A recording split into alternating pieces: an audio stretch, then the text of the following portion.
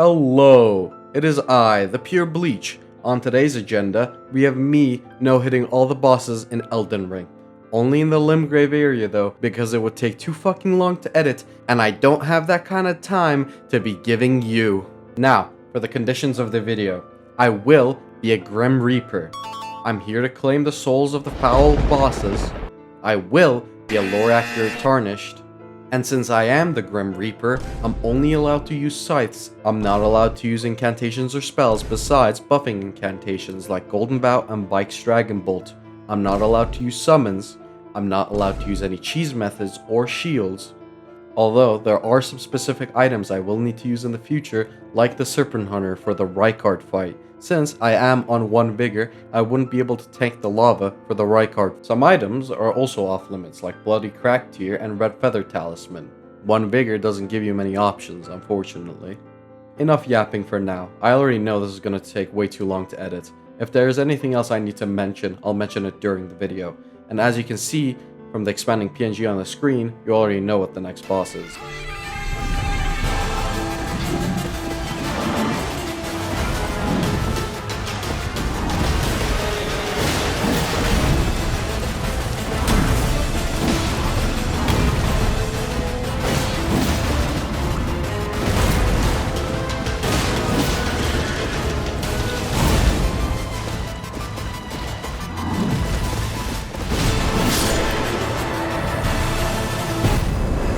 Alright, cut the music.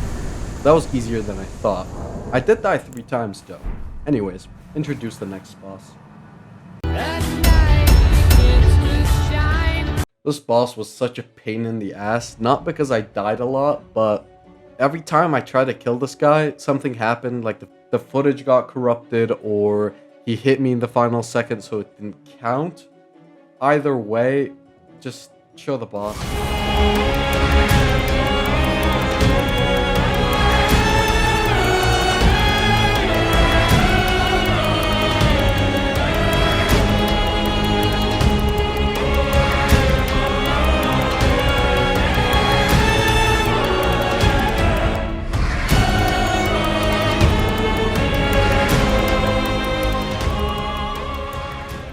Knight Cavalry overall is a decent boss, but they're very easy to miss. They only spawn at night. I mean, who fucking plays this game at night? Unless you're actively setting your time to night, you're not going to be finding these very often. They have a cool armor set though, I'll give them that. Took a bite out of my freaking bumpkin. I'm not going to sugarcoat this fight. It's an extremely mid fight. Most of these are. They just have like a small gimmick. These should be considered mini bosses, but I guess they're a boss now. Either way, yeah, Mad Pumpkin Head, extremely mid fight. Only good gimmick about it, it's his head. And that's not very good either. Cool thing though, you unlock Selen after you kill him. So after you defeat the boss, you actually get to enjoy the boss fight by not fighting it anymore. And of course they're scattered all over Limgrave and Weeping Peninsula as an NPC. Such an enjoyable enemy to fight every time you encounter it.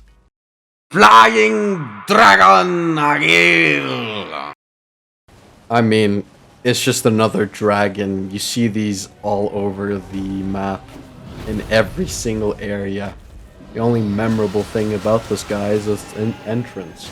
I'll give it credit for the entrance. I'm not going to show it in the video, of course. Go play the game for that. You're only going to see the fight.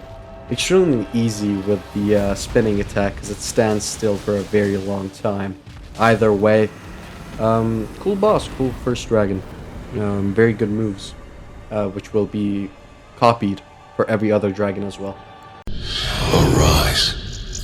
Arise. Arise. Alright, before we fight the boss, we talk to the bitchless Yura and he congratulates you on killing the dragon. You already killed him 7 times, it's new game plus 7, I mean, what were you expecting? And of course, since it is new game plus 7, and you're on 1 vigor, the enemies that you most of the time ignore are on drugs now. And the imps in the caves are incredible. They one-shot you most of the time, and after you're killed, they keep hitting you until you bleed. Extremely fun, guys. I mean, completely amazing game design by the FromSoft developers.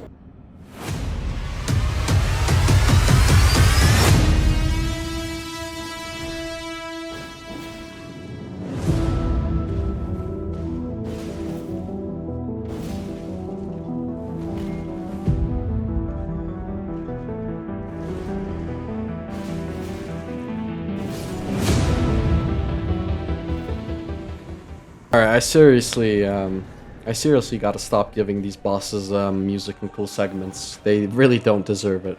There's gonna be a better version of this guy later on in the game. Nothing good about him.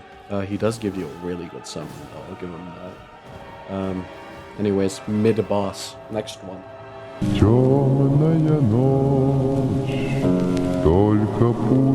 An NPC that you fight in every single part of the game. In every single area. The Golem is now a boss. Yes, you've heard that right. It's literally a Golem. Only good thing about this boss is the arena. Nothing else. Such a disappointment. I am the great Jar Warrior, Iron Fist Alexander. Lend me strength, O warriors within. Let us become one champion together.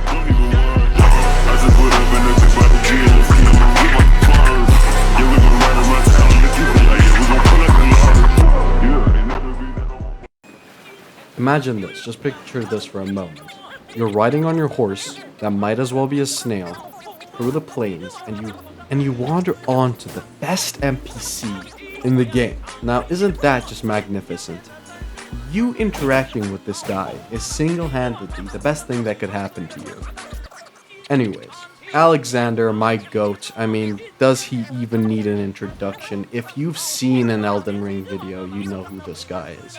If you've played Elden Ring, you know who this guy is. Incredible talisman. Incredible story. His introduction is incredible. I could not suck this guy's dick more. I mean, who else could be a better candidate? But, if I swear to God, if I get hit by another fucking dragonfly when I'm talking to NPCs, I will obliterate planet Earth from this galaxy. We also meet Bernal in the Warmaster's Shack. He sells a good hand of Ash of Wars, early game you could use. There were some of them really good, but completely overshadowed by my goat Alexander. I mean, this NPC has no segment in this video. The name's Blythe. I'm looking for a man who goes by Darriwil. When I went to the church to talk to Kale for Blythe's quest, I met the NPC with the biggest cock in Elden Ring.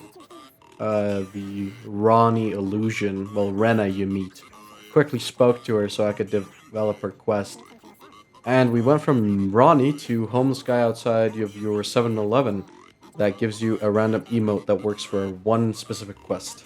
Then, with the emote, we call down the touchy furry at the convention and speak to him about the man he wants to find. That is 2 minutes of walking away from him, by the way. I mean, it's not that difficult to find. He's jailed.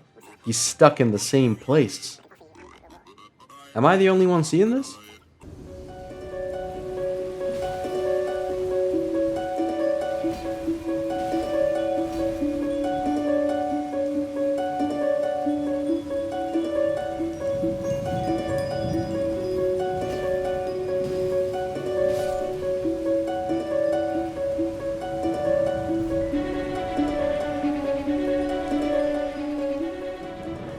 After you defeat the boss, lazy-ass Blythe is waiting outside to give you your reward, which is 1 somber smithing stone too. This man's generosity has to be studied. I mean, this is generational wealth he's giving out to us to defeat such an easy boss.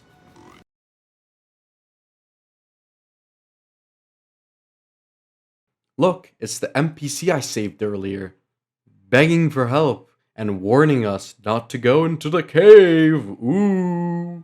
Look, I personally don't like bosses with multiple enemies, duo fights, trio fights, or little fucking critters running around. This boss was just a pain in the ass. Not only is it a duo fight, it has multiple enemies running around at all times, and if I get hit by one enemy, I'm cooked. Luckily, the bosses are very weak to poise. If you hit them once, they get staggered, so I could just hit them a few times and they were dead. But if I was doing a no-hit run that wasn't on New Game Plus 7, this would be an extremely annoying boss. I will reiterate this. The only good thing about these NPC bosses is the thing you unlock after you've killed them. which for this boss is the Dragon Communion Altar. And you can use the heart of the dragon we killed earlier to get yourself some decent incantations, isn't that nice? And the cherry on top, you can give the sewing needle you got as a boss reward to the filthy demi-human groveling on the ground for your help, and he will tell you his sad sob story. And again, the only good thing about these NPCs or bosses is the thing you unlock afterwards, which is modifying your clothes. So useful.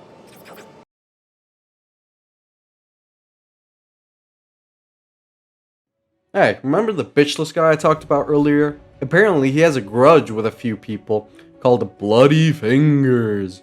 And you have to fight them on his behalf because he's too incompetent. And here's that fight. I mean, credit where credit is due. He does summon in to help you out, but he doesn't do that for the rest of the fights. And after you defeat the Bloody Finger, Yura spawns in down the river to congratulate you on what he couldn't do, and talks for too long, explaining the lore of the Bloody Fingers, which I had to sit through, but I won't let you suffer since I'm such a generous man.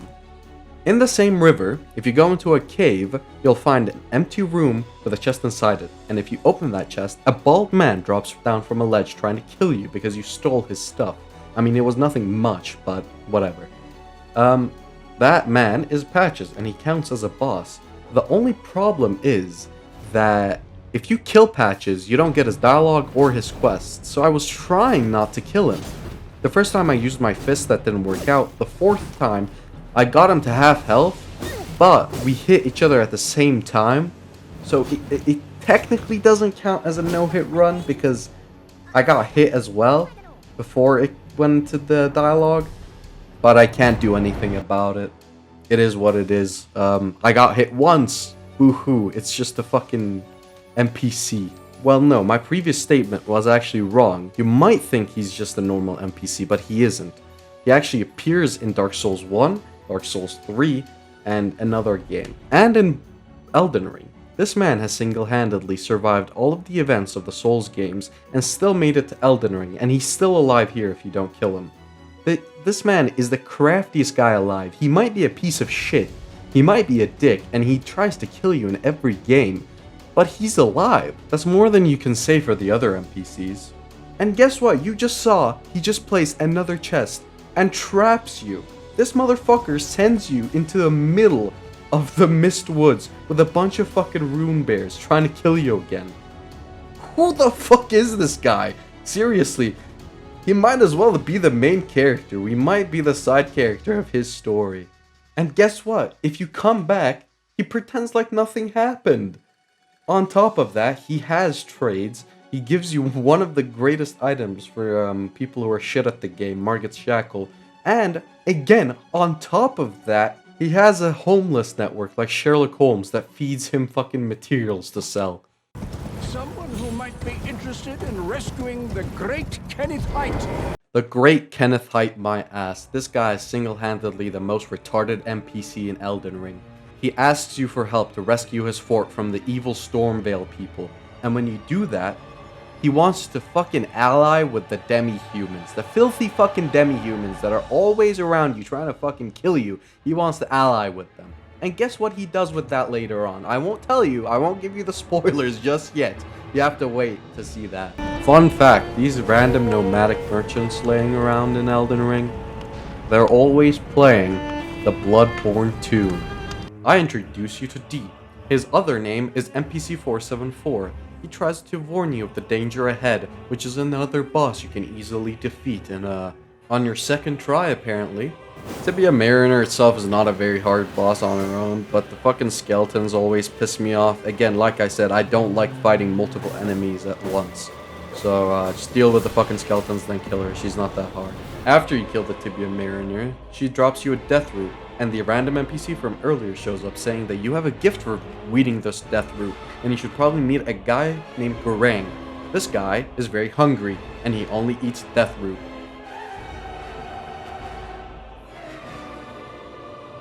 Oh, how great, we meet my boy Alexander again, this time lost in a cave trying to find his way to the Caelid festival, but he's lost. Fortunately, he's a very important NPC, and I doubt he's going to be stuck in this cave forever, so we will see him later on, I promise you. Now, this boss on its own is not a very difficult boss at all on its own, but later on, it will come in very different shapes and sizes, and I fucking hate this boss. I swear to God, let it burn in hell. Not this one specifically, the ones later. You will see what I'm talking about. I will bring this up later.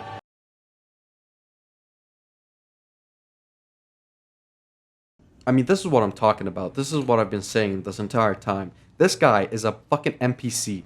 NPC in Farum, Azula, and he's a boss in Limgrave. It's like they're taking inspiration from DS2. Let's make every single boss a fucking NPC. What's the fucking point here? Who approved this shit? Seriously, genuinely, who approved NPCs being bosses in a random ass fucking cave with a random ass drop no one cares about?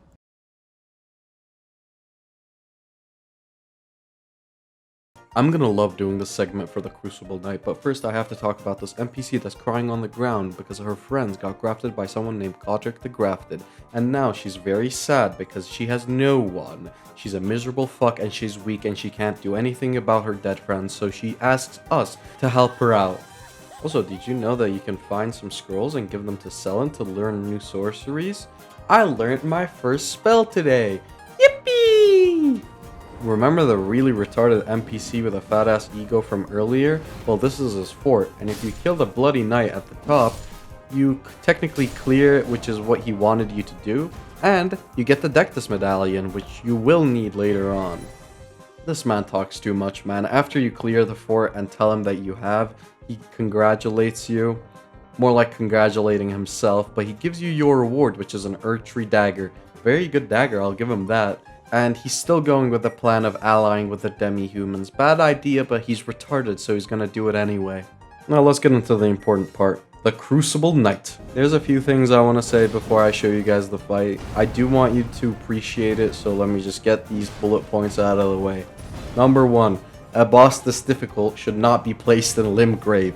He's an Everjail boss, and he's very hard. 72 deaths. No other fucking boss had this many deaths. It was very difficult to beat him. I had to switch sites, switch playstyles, and I finally figured it out.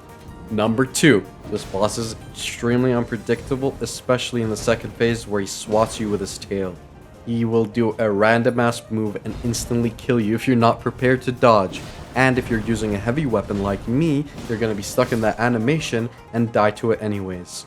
And my final point, this guy is in an Everjail. That means no status effects, no summoning, you're not near a grace so you can change your Asha Wars or level up if you want to. And of course, this boss is way too hard for Limgrave. No one's fighting this guy when he's in Limgrave. They're gonna fight him later on if they find him at all. He's in a very random spot in my opinion. But enough yapping from me. Let's show you the amazing fight.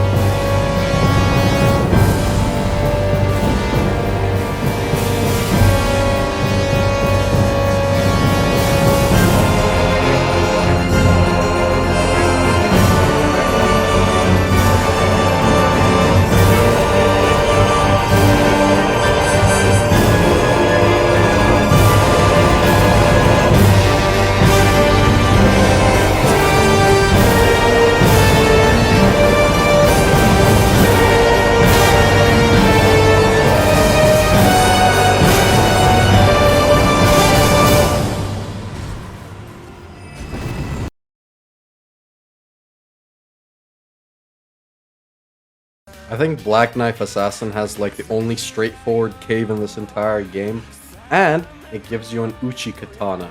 Very easy cave in general though. That's where my compliments end for this segment though. This boss is extremely easy. Of course it's reused, it's a Black Knife Assassin, you see these guys everywhere.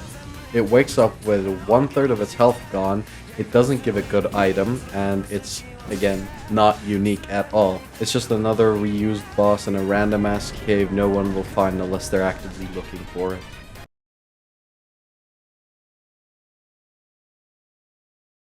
This is the first boss of the mines you probably will encounter in your playthrough. It's just another reskin troll with a little stone texture on it, but it does have interesting movesets, and it was quite difficult to fight. 11 deaths for a troll is unexpected, but compliments to whoever the fuck this guy is.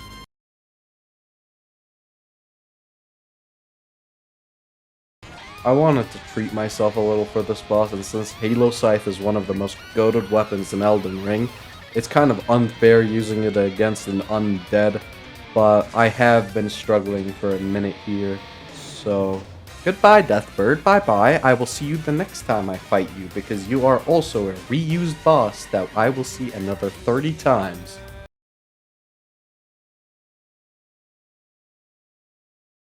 The first unalterated tree boss in the game you will encounter, and this guy is not very difficult, he's very easy to read, he has very fat hitboxes, you can hit him, you can go behind him. This is not the problem.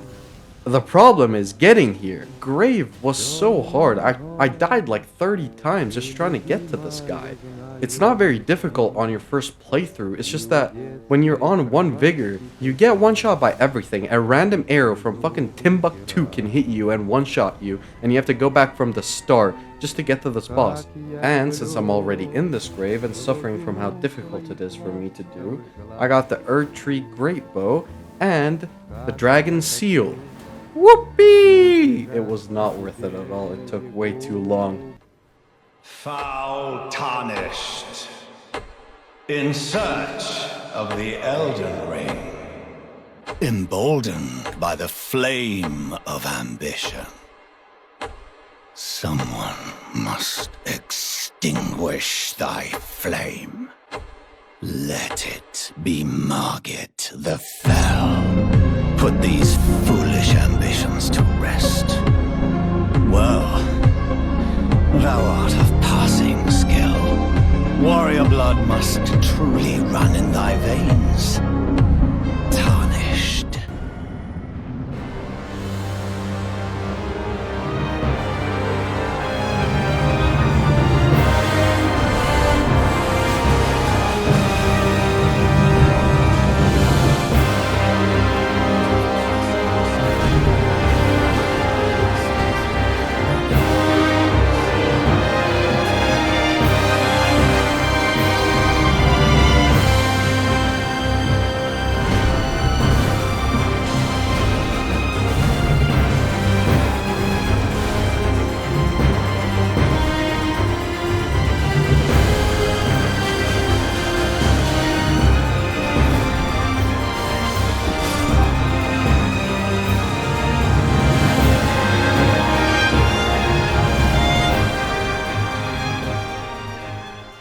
After Margit, I decided to go to the Round Table Hold, and Melina took me without any complaints. When we're here, we see a lot of familiar and unfamiliar faces, like E, NPC number 474, that tells you nothing because you exhausted his dialogue last time. Look, Sir Godofnir the All-Knowing, that's a dick to you the second you start talking to him. I don't even know this guy's name, he just sells you some random ass incantations and never talks to you ever again. I haven't done this guy's quest before, but I'm pretty sure Bernal is a very important NPC in Volcano Manor. He just yaps for a second here, but he gets more important later on, I swear. Trust me, bro. Trust me. I didn't know this until now, but if you drop down the balcony in the Round Table Hold, you get an invader, and if you wait just a second before attacking him, you also get an emote for your emote wheel. He wasn't too hard, he died very quickly, and he's pretty weak to poise, but he is using a scythe, so he's technically my brother.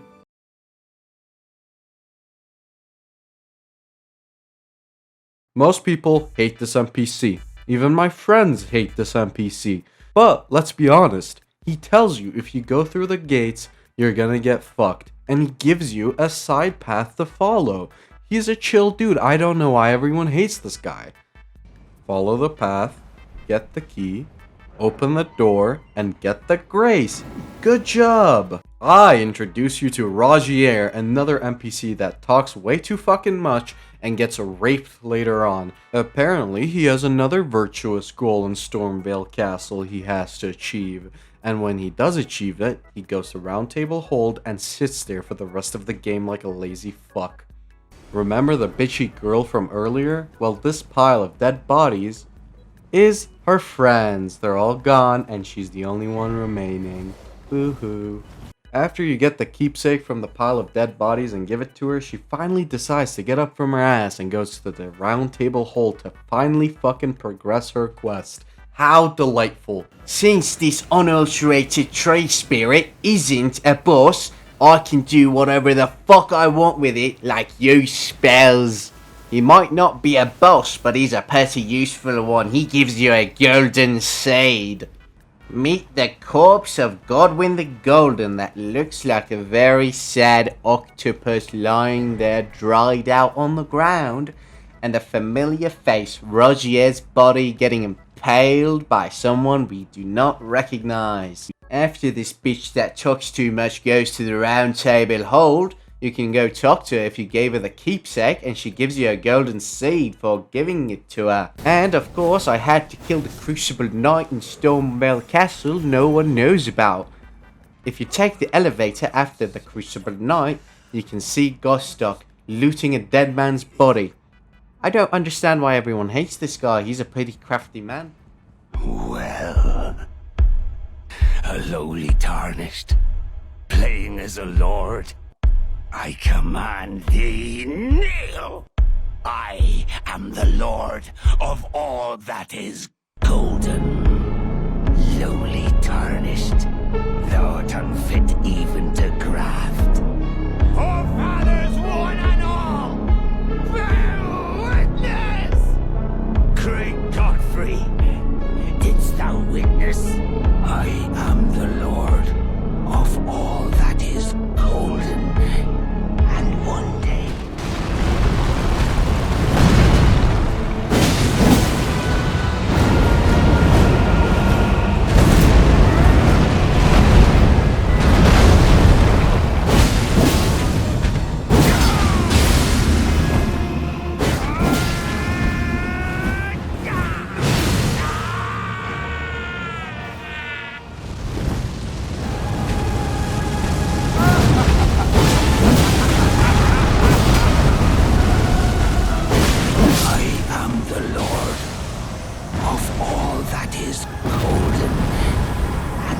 day we'll return together to our home, bathed in rays of gold.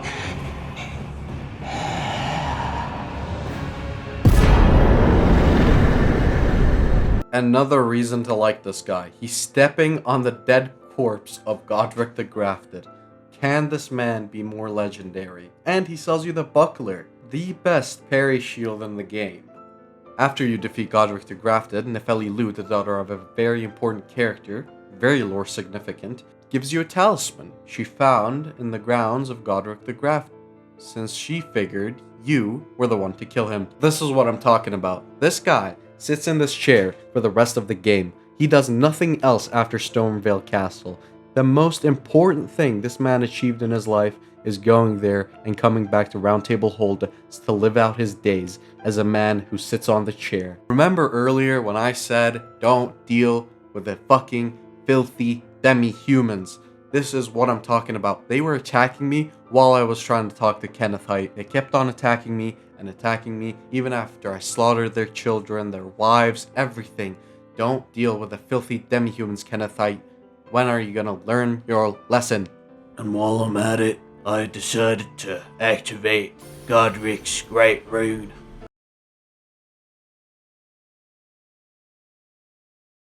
I can't control myself. So what if you can see the darkest side of me?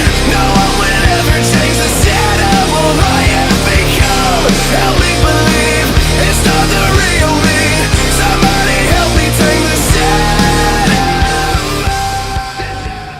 I think that about sums it up for this video. If you have any suggestions, leave it in the comments down below. And don't forget to leave a like and subscribe and all that YouTube shit.